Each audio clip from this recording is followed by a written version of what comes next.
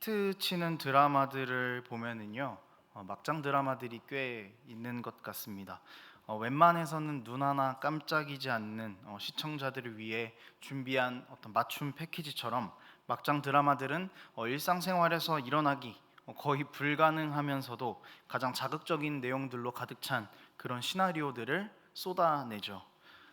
제가 마지막으로 봤던 막장 드라마는요, 기억하시는지 모르겠지만 아내의 유혹이라는 드라마였습니다.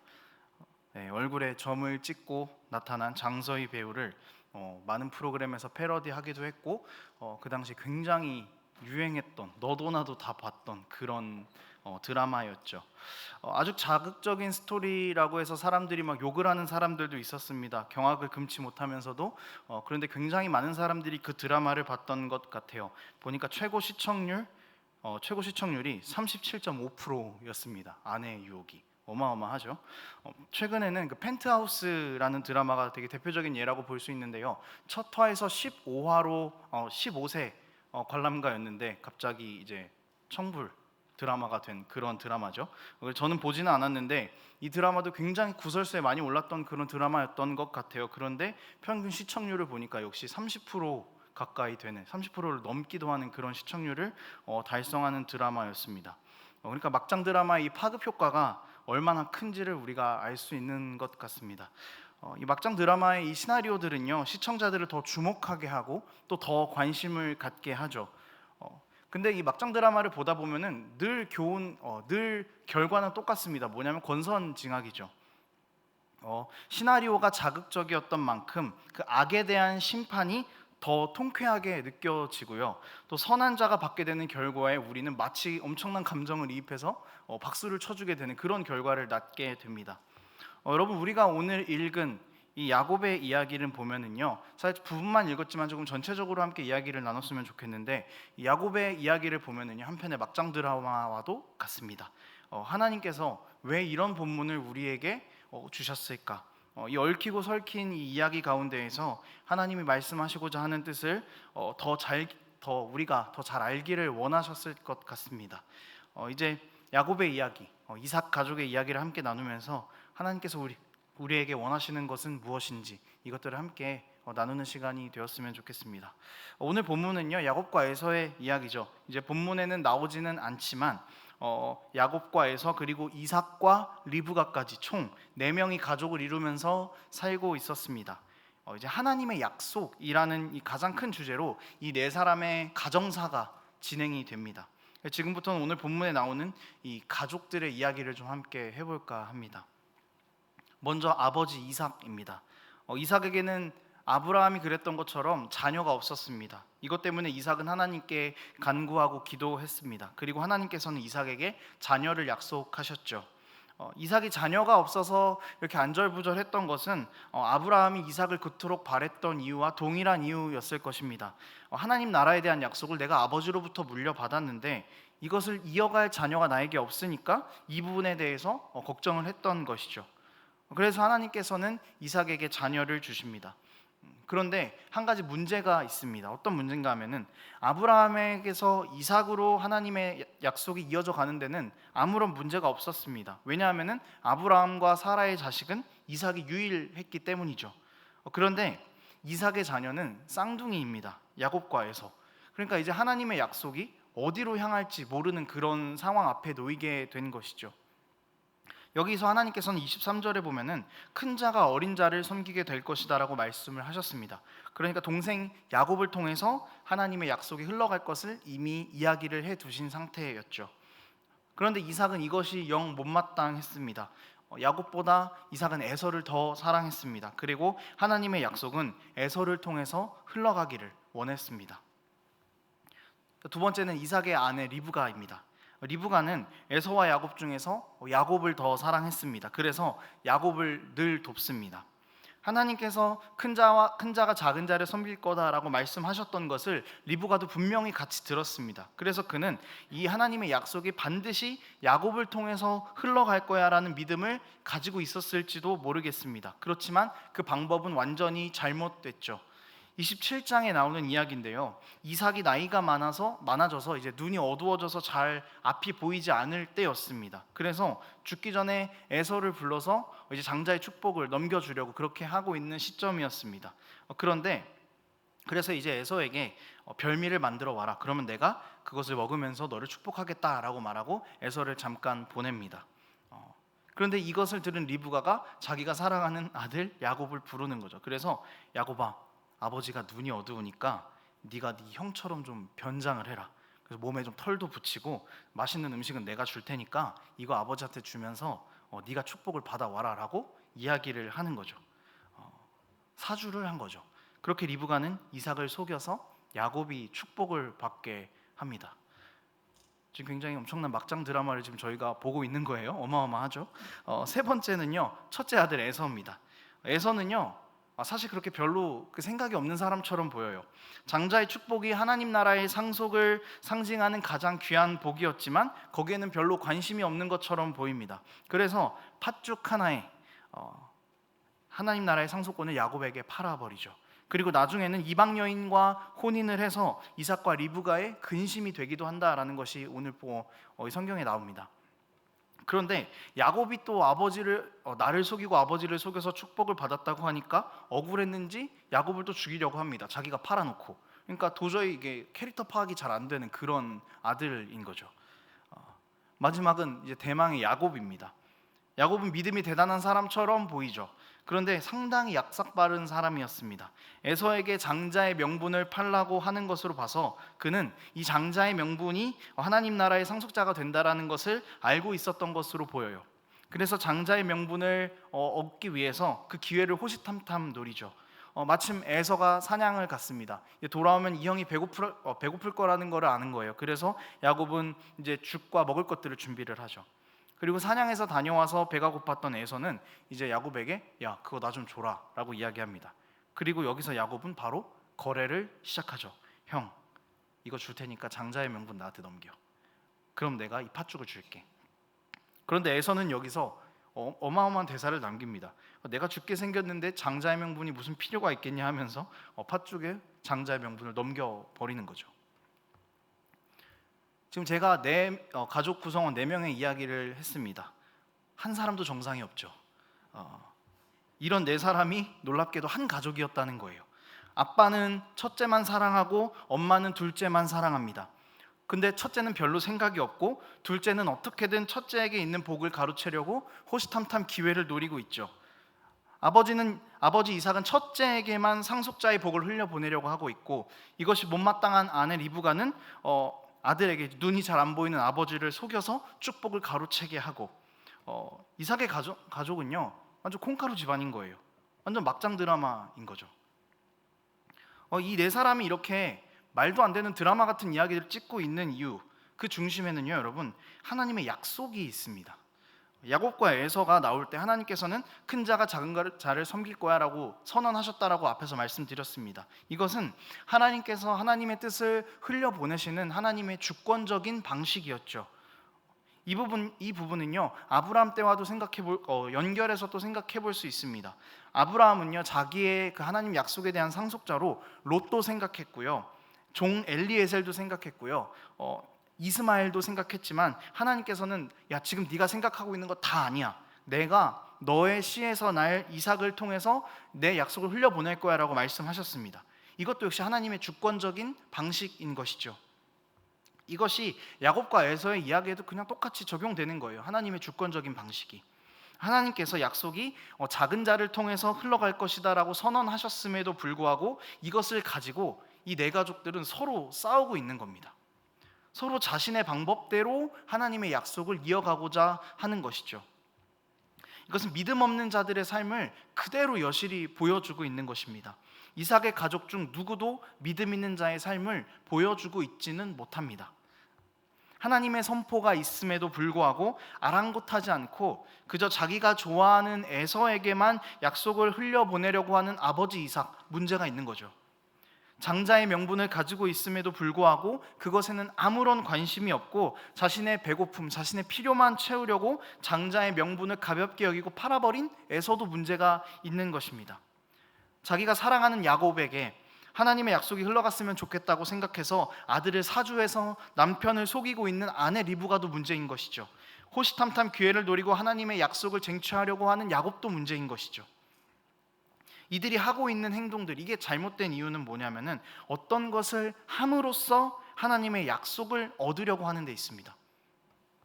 하나님의 약속을 두고 자신들의 뜻만 고집하면서 상속자는 에서가 맞다고 이야기하는 그런 행동인 것이죠. 야곱에게 약속이 가야 한다고 그것을 쟁취하려고 야곱을 사주했던 리브가도 믿음이 없는 모습, 에서의 가장 연약했던 부분을 건드린 야곱도 믿음이 없는 모습, 모두 다 하나님의 약속을 그냥 자신의 뜻대로 어떤 행동을 통해서 쟁취하려고 했었던 것이죠. 이렇게 하면 얻을 수 있을 거야. 편애함으로, 속임으로. 하나님이 말씀하셨던, 하나님이 원하셨던 그 방법에는 누구도 관심이 없었습니다. 큰 자가 작은 자를 섬길 거야 라는 그 하나님의 흘러가는 주권적 방식에는요, 아무도 관심이 없었다라는 것이죠. 하나님의 말씀은 지금 이 네 가족 가운데 온데간데 찾아볼 수가 없습니다. 여러분, 하나님의 약속이 흘러가는 방식은요, 하나님께서 정하신 대로 흘러가는 겁니다. 하나님께서 말씀하신 대로 흘러가는 겁니다. 이삭의 가족들은요, 하나님의 방식에 모두 다 역행하려고 한 것이죠. 정하신 대로 흘러가게 가만히 냅두지를 않았습니다. 자신이 가진 그 모든 노력들을 동원해서, 자신들이 할 수 있는 최고의 지혜를 동원해서 어떻게든 그 약속을 쟁취하려고 싸웠죠. 그 모습은 결국 하나님의 약속을 어떻게든지 내가 그 흐름을 역행하겠다라는 그런 몸부림이었습니다. 믿음 없는 몸부림이었다라는 것이죠. 어쨌든 싸움의 승자는 야곱이 됩니다. 야곱과 리브가가 이겼죠. 리브가의 속임수가 통했고 야곱의 약삭빠름이 통했습니다. 그런데 속임수를 통해서 얻은 그 장자의 명분은요, 여러분, 행복을 가져다 주지 못했습니다. 복을 가져다 주지 못했다라는 거죠. 야곱은 형에게 죽임을 당할 위기에 처했습니다. 결국 삼촌의 집으로 피해가야 하는 그런 상황까지 오게 됐죠. 본문에 나와 있지는 않지만 이삭과 리브가의 사이가 괜찮았을까요? 전혀 그렇게 지낼 수 없었을 것입니다. 에서는 행복하게 지낼 수 있었을까요? 계속 마음의 분을 가지고 살았던 거죠. 어떻게든 내 지혜로 행해서 하나님의 복을 얻으면 행복할 거라고 생각했던 그 가정의 결과는 그냥 모든 것이 다 무너져 버린 상태가 된 것입니다. 하나님의 약속을 상속했다면 가장 행복하고 하나님과 동행하는 가장 큰 복을 누려야 정상인데 이 가족은 완전히 박살나버렸죠. 이렇게 하면 복을 얻을 수 있을 거야 라고 생각하면서 모든 수단과 방법을 다 동원하고, 소위 말해서 내 모든 인생을 다 갈아 넣었는데 그렇게 바라보던 복은 찾아볼 수가 없게 된 것입니다. 여러분, 왜 이런 일들이 벌어집니까? 하나님의 흐름대로 복이 흐르게 두지 않았기 때문입니다. 이삭의 가족들 하나님께서 아브라함에게 하셨던 일을 얼마나 많이 들었을까요? 하나님이 아브라함의 그 몸에서 힘을 빼게 하시면서 아무것도 할 수 없는 곳까지 몰아가시면서 보여주셨던 가장 큰 흐름은 뭐였냐면 하나님께서 하신다라는 것이었습니다. 아무리 지혜를 동원해도, 아무리 능력을 동원해도 내가 너에게 약속한 나의 나라, 그건 내가 이루어가는 것이다라는 것을 아브라함의 삶을 통해서 이삭과 리브가는 정말 계속 보고 듣고 했을 것입니다. 하나님께서 이루시고 하나님께서 하신다라는 그 흐름에 역행해서 무언가 내 힘대로 해보려고 하고 내 힘으로 쟁취하려고 하니까 이제 인간적인 방법들이 동원되는 겁니다. 하나님의 방법과는 전혀 다른 방법들이 동원이 되고 죄인된 인간의 마음에서 나온 방법들이 동원이 되는 거죠. 그렇게 그 죄인된 인간의 그런 생각들이 하나님 나라의 흐름에 개입합니다. 그래서 그 결과가 완전히 망가져 버리는 것이죠. 결국 뭐냐면 이 하나님의 흐름에 맡기지 않고 역행하는 것은 불행이다라는 것을 이 가족들을 통해서 우리에게 여실히 보여주고 있는 것입니다. 여러분, 하나님 나라의 이 흐름, 이 안에서요, 우리의 공로가 없는 것이 은혜입니다. 우리가 하나님께 몸을 맡기는 것이 은혜입니다. 이삭의 가족들은요, 자신들의 행위로 약속을 얻어냈죠. 죄인된 인간의 행위로 약속을 쟁취했으니까 하나님께서 약속하신 복이 없는 거 당연한 겁니다. 우리는 이 막장인 이야기를 통해서 죄인된 인간이 개입된 결과가 무엇인지를 진짜 처절하게 보게 되는 것이죠. 우리는 하나님의 뜻대로 이루어갈 그 계획 안에 살아가면서 그 안에서 하나님께서 원하시는 방법대로 순종하며 살아갈 때 참 평안이 있다라는 것을 오늘 본문이 이야기해주고 있는 것입니다. 그런데 여러분, 이렇게 하나님의 방법과는 정말 거리가 먼 방법으로 약속을 쟁취한 야곱이었지만요, 여기서 중요한 것이 있습니다. 뭐냐면 여전히 야곱을 통해서 하나님 나라의 약속이 흘러가고 있다라는 사실입니다. 좀 되게 허무한 거죠. 어차피 결과는요, 하나님의 약속이 야곱을 통해서 흘러가는 거였거든요. 처음부터 그게 하나님께서 약속해 놓으신 주권적 섭리였습니다. 그러니까 당연한 결과를 쟁취하려고 온 가족이 다 무너져 버린 거죠. 그렇게 애쓰지 않았어도 쟁취하려는 결과는 똑같았던 거예요. 이게 얼마나 허무합니까? 다른 말로 하면 정말 하나님의 방법대로 순종했다면 가족이 무너질 것도 없이 약속을 흘러가게 할 수 있었다는 것이죠. 하나님의 약속이 하나님의 방법과는 전혀 다른 방법으로 진행이 된다고 해도 하나님께서는 그 불완전함 속에서도 약속을 계속 묵묵히 진행시켜 나가십니다. 야곱의 가족들은 이것들을 완전히 놓쳐버린 거죠. 야곱의 가족들을 불순종했죠. 그래서 그들을 죽이셔도, 그들에게 하신 약속을 하나님께서 박탈하셔도 아무런 문제가 없는데 하나님께서는 그 약속을 불완전한데도 계속 진행시켜 나가십니다. 왜 그러실까?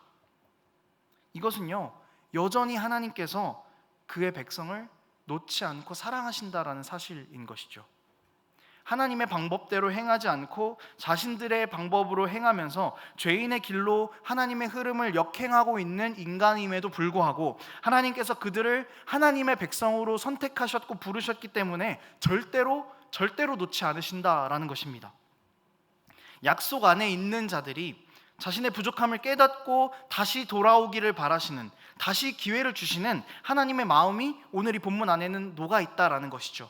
또 세상의 방해 가운데에서도 변하지 않고 묵묵히 흘러가는 하나님의 약속의 신실함을 여실히 우리 가운데 보여주고 있는 것입니다. 여러분, 하나님의 약속이 어떤 것에도 방해받지 않고 무너지지 않는다라는 걸 우리가 분명히 기억한다면요, 우리는 그 안에서 당연히 최선의 것을 선택할 수밖에 없게 되는 것입니다. 이 이삭의 가족들이 진짜 신실하신 하나님의 약속이 하나님 뜻대로 이루어진다라는 것을 굳게 붙잡고 있었다면은요, 그들은 최선의 것을 선택했을 것입니다. 그 최선이 뭘까 하면은 하나님께 순종하는 것이죠. 이삭은 하나님의 말씀에 순종하고 두 자녀를 세워가면서 자연스럽게 야곱에게 하나님의 축복이 갈 수 있게, 그 장자의 상속의 약속이 흘러갈 수 있게 했어야 했을 겁니다. 리브가는요, 하나님의 약속을 들었으니까 약속이 이루어질 것을 신뢰하면서 속이는 방법이 아니라 묵묵히 기다릴 수 있어야 했습니다. 야곱도 자신의 방법대로 하나님의 약속을 형에게 거래하는 것이 아니라 기다리면서 묵묵히 하나님 나라를 소망하는 마음을 가지고 약속의 상속을 기다려야 했던 것이죠. 여전히 죄 가운데에서 흐름을 거스르면서 살아가지만 하나님께서 우리를 사랑하시고 우리에게 계속 기회를 주신다라는 걸 우리가 분명하게 기억하고 있다면, 여러분, 우리는 이제 나의 역행함을 내려놓고 순종의 자리로 하루빨리 옮겨가야 할 것입니다. 오늘 본문의 주인공들은 다 실패했죠. 왜 이 실패한 이야기를 우리에게 보여주십니까? 왜 이 막장인 이야기를 우리에게 보여주십니까? 그만큼 하나님께서 우리가 순종의 자리로 옮겨가는 것을 원하고 계신다는 것입니다. 이렇게 불순종 덩어리인 가족을 보여주면서 하나님께서 보여주신 이유 또 한 가지가 있습니다. 뭐냐면은 우리의 처지를 좀 바로 알라라는 거죠. 여러분, 야곱의 가족의 이야기를 들으면 어떠시죠? 기분이? 와, 뭐 어떻게 저런 집안에 다 있냐, 남의 나라 이야기하는 것처럼 우리가 이야기하죠. 그런데요, 우리는 여기서 우리의 삶을 발견할 수 있어야 된다는 거예요. 끊임없이 하나님의 약속에서 역행하는 죄를 가진 우리의 모습들을 우리가 발견할 수 있어야 됩니다. 하나님의 방법대로 행하지 않는 모습들을 보면서 이 가족의 모습이 나와 닮았다라는 것을 우리는 인정해야 되는 거예요. 하나님 나라의 약속을 받고 살아가고 있는 우리임에도 불구하고 약속을 받은 자답게 살아가지 못하고 있는 우리임에도 불구하고, 여러분, 우리는요, 하나님 약속을 받았지만 엎치락 뒤치락하면서 계속 하나님 나라의 흐름에서 역행하려고 애쓰고 있죠. 그 모습을 우리가 발견할 수 있어야 된다는 거예요. 그런데 여러분, 우리가 정말 죄를 지으면서 하나님 말씀의 흐름에 역행하면서 살아도요, 정말 신기한 것 하나, 우리가 이렇게 살아 있습니다. 우리가 이렇게 살아도 하나님께서는 우리를 자녀라고 부르시며 우리가 돌이키기를 원한다라고 우리에게 끊임없이 말씀해주고 계신다라는 것이죠. 굳이 하나님께서 우리를 통해서 일하지 않으셔도 되는데, 그렇게 무능한 분이 아니신데 굳이 우리를 통해서 일하신다고 하십니다. 우리가 흐름 밖에 나가 있어도 우리가 그 흐름 안으로 다시 들어와 달라고 하나님은 그거를 원하신다고 우리에게 말씀하고 계신 거죠. 그만큼 우리를 사랑하신다는 증거입니다. 그만큼 야곱의 가족들을 사랑하셨다라는 증거인 것이죠. 그만큼 선택한 백성을 하나님께서 놓지 않으신다라는 것입니다. 그 증거를 오늘 말씀을 통해서 우리에게 보여주고 계신 것입니다. 우리 삶은 죄로 가득하죠. 늘 하나님에 대해서 역행하지만 우리가 죄에서 돌이키게 되면은 그 맛볼 수 있는 자유와 기쁨이 어마어마하게 클 겁니다. 그리고 하나님께서는 우리에게 그걸 강조해 주시고 계신 것이죠. 아까 처음에 말씀드렸죠. 막장 드라마를 통해서 맞게 되는 선에 대한 결과, 우리가 정말 박수치면서 감정이입해서 보죠. 이 막장 드라마 같은 본문을 통해서 하나님께서 우리에게 주시는 교훈, 순종의 자리로 나아갈 때 무엇이 허락되는가를 우리가 얻게 된다면 우리는 그 기쁨이 정말 크다라는 것을 느낄 수 있다는 것입니다. 하나님의 나라가 여러분 그 이삭의 가족 가운데에서 가장 완전하게 이루어지는 방법은요, 묵묵히 기다리면서 순종하는 것뿐이었습니다. 자신들이 어떻게 해보려고 막 발버둥 치지 않고 그냥 하나님 뜻대로, 하나님의 흐름대로 가기를 소망하는 것뿐이었습니다. 이것은 하나님 나라를 상속받은 자들이 할 수 있는 유일한 일인 거죠. 하나님께서 주신 흐름 안에서 자연스럽게 물 흐르듯이 가는 것, 내 몸의 힘을 다 빼고 내 모든 생각과 지혜들 다 내려놓고 내가 할 수 있다라는 거 다 내려놓고 내 공로와 행위 하나도 없음을 고백하면서 내가 지금 하나님의 나라를 누리고 있는 것이 오직 예수 그리스도의 십자가의 공로라는 것, 이거 딱 하나 붙잡고 살아가는 것, 여러분 그게 우리의 삶이 돼야 된다라는 거예요. 그렇게 살아갈 때요, 여러분 우리는요, 우리 삶에 정말 짙어진 하나님의 나라를 경험할 수 있게 될 것입니다.